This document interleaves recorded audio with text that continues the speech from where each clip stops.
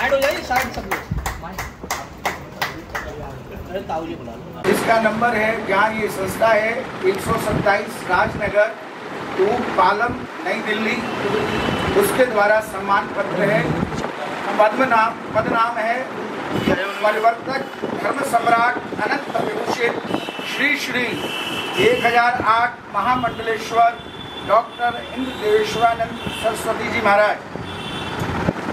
पता श्री पंचायती अखाड़ा निरंजनी श्री राधा किशोरी सेवा धाम वृंदावन को अंतरराष्ट्रीय आध्यात्मिक रत्न से सम्मानित कर रही है।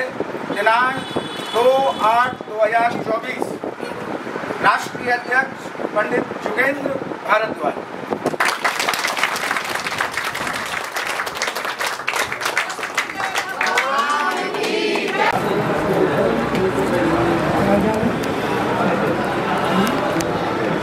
बहुत बधाई आपको इस राम जन्मभूमि के लिए, कृष्ण जन्मभूमि के लिए।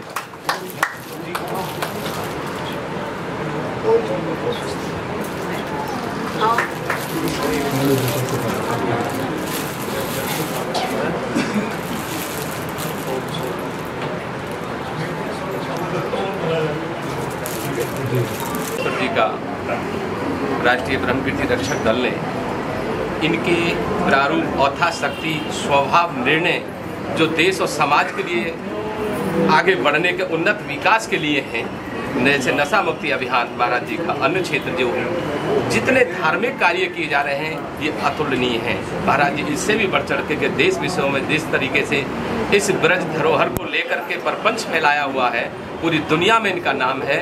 तो आज समस्त संस्थानों ने मिलकर के एक निर्णय लिया कि महाराज जी को हम आध्यात्मिक अंतर्राष्ट्रीय आध्यात्मिक रत्न से सम्मानित किया जाए। ब्रजभूमि कल्याण परिषद, स्वाभिमान भारत विकास, भारत चरित्र निर्माण, अखिल भारत वर्षीय ब्राह्मण महासभा, अन्य महासभा, सभी आचार्य, सभी भक्तगण, सभी लोग, सभी धर्माचार्य, सभी विद्वतजन यहाँ आज उपस्थित हुए। इस सभागार में महाराज जी श्री को सम्मानित किया गया है। मैं सम्मान नहीं है, ये पूरे देश का, इस ब्रज का सम्मान है कि जिन्होंने राष्ट्र के लिए, पूरे विश्व के लिए इस ब्रज भूमि का प्रपंच पूरा झंडा पूरी दुनिया में फैला रखा है। तो इसलिए महाराज जी का ये सम्मान आध्यात्मिक रत्न के रूप में दिया जा रहा है। इसी के साथ मैं अपनी वाणी को विराम देता हूँ। जय हिंद, जय भारत। इतना बड़ा सम्मान से सम्मानित किया गया है, उसके लिए हम उनको बहुत बहुत बधाई देते हैं और आगे उम्मीद करते हैं कि उन्हें इससे भी बड़ी जो भी उपाधि वृंदावन बिहारी लाल की जय। आज हम सभी लोगों का सौभाग्य है कि ये सारी संस्थाएं आज इस किशोरी निवास में और पूज्य महाराज श्री का सम्मान करने के लिए, देखिए सम्मान उसी का होता है जिसके पास कुछ है। गुरु तत्व कहते हैं भारीपन को। और ये जो वृंदावन है, ये वृंदावन क्या है, किसी रसिक ने, यहाँ के प्रतिवासियों ने बड़ी बड़ी रचनाओं में लिखा है। मैं एक छंद के माध्यम से, ये यहाँ ब्रज में ये ठाकुर आयो क्यों, केवल ये प्रेम के वशीभूत होकर के। और ये वृंदावन प्रेमियों की ही भूमि है, यहाँ प्रेम से ही सब कुछ अर्जन किया जा सकता है, सब कुछ प्राप्त किया जा सकता है। और उसी की एक साकार सचल मूर्ति यदि आज हमको दर्शन करने के लिए मिल रही है तो पूज्य महाराज श्री में मिल रही है। आपकी गांभीर्यता, आपका धैर्य, सब कुछ इतनी बड़ी गांभीर्यता है जो आप देख रहे हैं, कोई उच्छलंकता नहीं है। तो आज ऐसे ही व्यक्ति का सम्मान होना चाहिए। मैं राष्ट्रीय ब्रह्म कीर्ति दल के हमारे अध्यक्ष, स्वाभिमान भारत विकास, अखिल भारतवर्षीय ब्राह्मण महासभा, ब्रजभूमि कल्याण, इनको धन्यवाद करूंगा कि वास्तविक में आपने सही व्यक्ति का चयन किया है जो सम्माननीय है और वंदनीय है। इन शब्दों के साथ महाराज श्री के चरणों में प्रणाम वंदन करते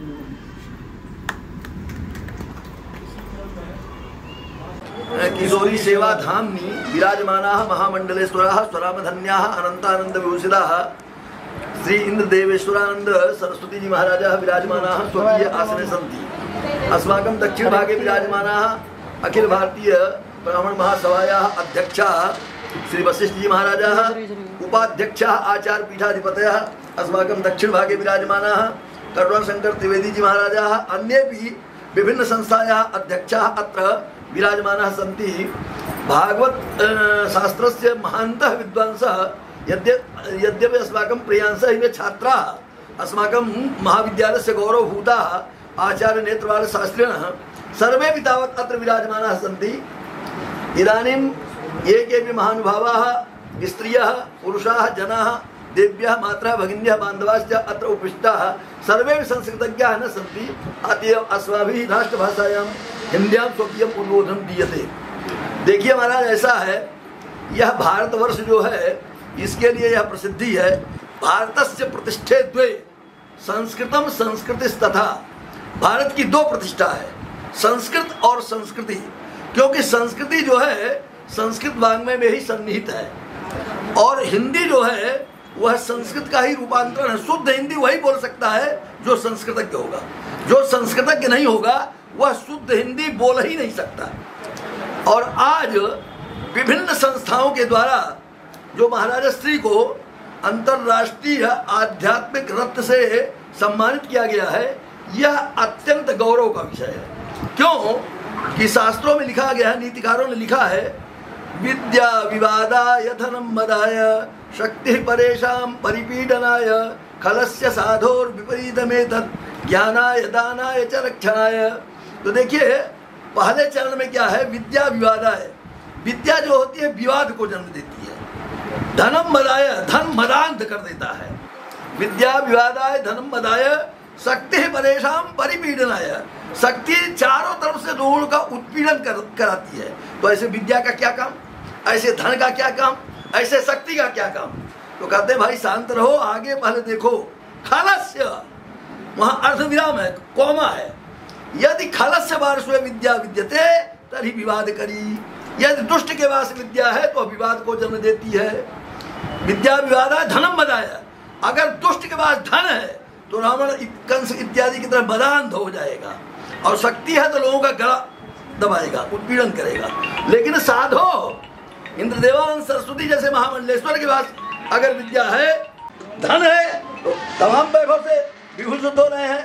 तो दाना है और शक्ति है तो तमाम प्रकार से वैभव उनके पास है। कहीं प्रधानमंत्री हैं, कहीं राष्ट्रपति हैं, कहीं मुख्यमंत्री हैं। तमाम चरणों का रज लेकर के अपने मस्तक पर अपने को जो है गौरवान्वित अनुभव कर रहे हैं, तो लोगों का रक्षण कर रहे हैं। और दूसरी बात है, यहाँ जो विभिन्न प्रकल्प की सेवाएं इनके द्वारा चलाई जा रही हैं, उसमें मुख्य सेवा गौ माता की है। क्योंकि गावो विश्वस्य मातरः, ये हम नहीं बोल रहे हैं, भगवान वेद बोल रहे हैं। गावो विश्वस्य मातरः। वो जो 33 करोड़ लोग कहते हैं, वहाँ मैंने 33 कोटि जो है, वहाँ कोटि शब्द करोड़वाचक नहीं है, प्रकारवाचक है। माने 33 प्रकार के जो देवता हैं उनका विभिन्न लोगों का नाम है, वो गौ माता के अंग में निवास करते हैं, चाहे वह ब्रह्मा विष्णु महेश हो, कोई भी हो। तो 33 प्रकार के देवताओं का निवास गौ माता में रहता है। ऐसे गौ माता का संरक्षण संवर्धन महाराज जी के द्वारा किया जा रहा है। इससे बढ़कर के और क्या हो सकता है। इसका मतलब है कि गौ माता की सेवा का मतलब है ब्रह्मांड को संचालित करने वाले ब्रह्मा विष्णु महेश आदि जितने भी 33 कोटि देवता हैं, सबका संवर्धन इनके द्वारा किया जा रहा है।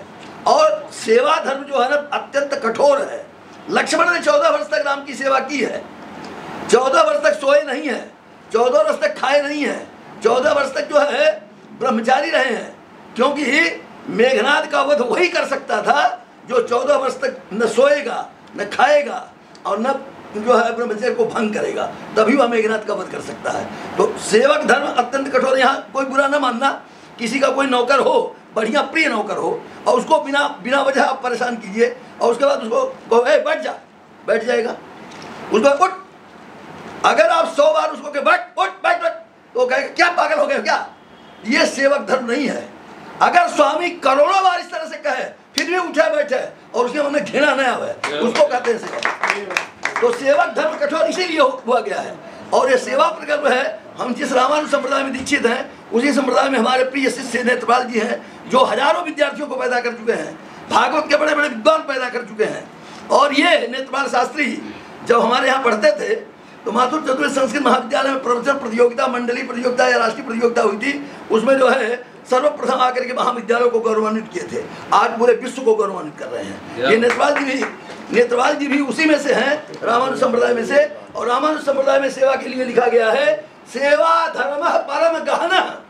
सेवा ऐरू गैरू नत्थु को नहीं आती है, सेवा धर्म जो है परम गहन है। और आगे क्या लिख रहा है, योगिनाम अप्यगम्य है, योगियों के द्वारा भी अगम्य है। और योगी किसको कहते हैं, योगश्चित्त वृत्ति निरोध।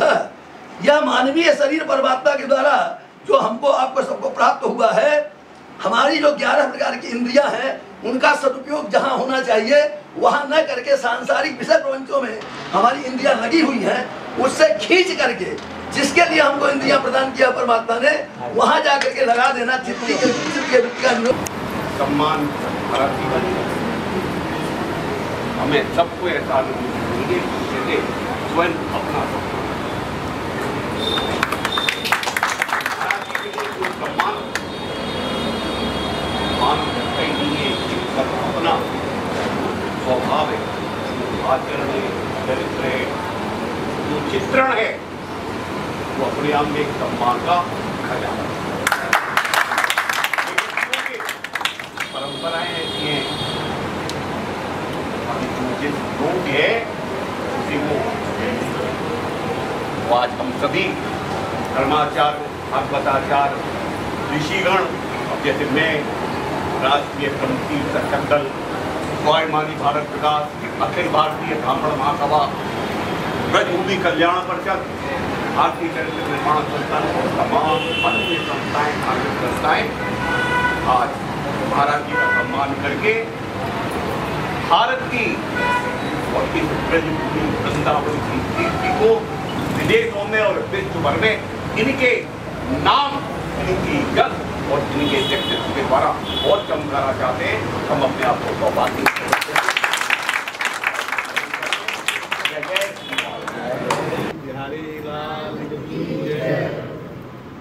समस्त संस्थाओं के पदाधिकारी, कार्य सेवा संघ के धर्माध्यक्ष हमारे गुरु जी श्री वशिष्ठ जी, वे लोग यहाँ अंतर्राष्ट्रीय भागवत ख्याति प्राप्त श्री हमारे वेद जी और जो भी बैठे हैं, आप सब बहुत बुद्धिमान हैं। और बुद्धिमान ही नहीं है, आप धरोहर। जब कोई चीज विशेष हो जाती है तो उस विशेष चीज का एक दायित्व हो जाता है। यदि विशेष वस्तु ऐसे उजागर हो गई तो शायद कहीं कष्ट होगा। यदि आप विशिष्ट हैं तो विशेषता आपने होनी ही चाहिए। चाहे हमारे संस्थाएं हैं, तो मैं भी 3 संस्थाओं का प्रतिनिधित्व करता हूँ। जब मैं किसी वस्तु का प्रतिनिधित्व करता हूँ तब मेरा नेतृत्व का दायित्व बन जाता है कि मेरी वाणी संयम ठीक होना। हम प्रतिनिधि हैं चलेगा, लेकिन प्रतिनिधित्व यदि कर रहे हैं तब मेरी वाणी ये संयमित नहीं है तो निश्चित रूप से हम कहीं गलत हैं। वो हम हो, आप हो, कोई भी हो, सबके लिए समान बात है। तो मैं सभी पदाधिकारियों से निवेदन करूँगा, हमारे महाराज जी तो बहुत अच्छे संत हैं, मैं आपसे चिर परिचित भी हूँ और बहुत निकट से परिचित, आप नहीं परिचित, लेकिन हम इतना जानते हैं जब हम जिम्मेदार हों तो हमारी वाणी संयमित होनी ही चाहिए। तब हम इस वाणी संयमित नहीं रखते हैं तो निश्चित रूप से कहीं समस्या उत्पन्न होती है। उसको हम उत्पन्न नहीं, क्यों हम विश्व का प्रतिनिधित्व करते हैं। हम जब विश्व का प्रतिनिधित्व तो मेरी और भी जिम्मेदारी बन जाती है। जब आप एक घर का प्रतिनिधित्व करते हैं तब तो आप खुल के नहीं बोल सकते, लेकिन जब आप विश्व का प्रतिनिधित्व कर रहे हो तो आप खुल के कैसे बोल सकते हैं। आप कहिए ब्रजभूमि कल्याण परिषद का कोई संस्थापक अध्यक्ष अनर्गल कैसे बोल सकते हैं, या कोई कैसे बोल सकता है, या हम कैसे बोल सकते हैं। तो हमारी सबकी जिम्मेदारी है हम सबका सम्मान करें, सबका यश करें, सबका गायन करें, सबको प्रतिष्ठापित करें, सबको पद की गरिमा का या अनुभव कराते हुए हम यही कहेंगे कि जो है जैसा भी है हम समाज के प्रति उत्तरदायी हैं। इसलिए मेरी वाणी संयमित, सुरक्षित और व्यवस्थित होनी चाहिए। और इतनी कहते हुए अपनी वाणी को विराम देता हूँ और महाराज जी के सम्मान का बहुत बहुत धन्यवाद करता हूँ।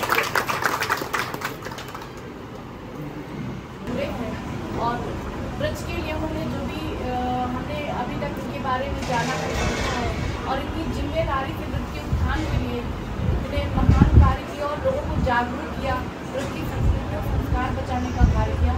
उसके लिए मैं विद्यार्थी पिताजी के चरणों में प्रणाम करती हूँ और महाराज जी के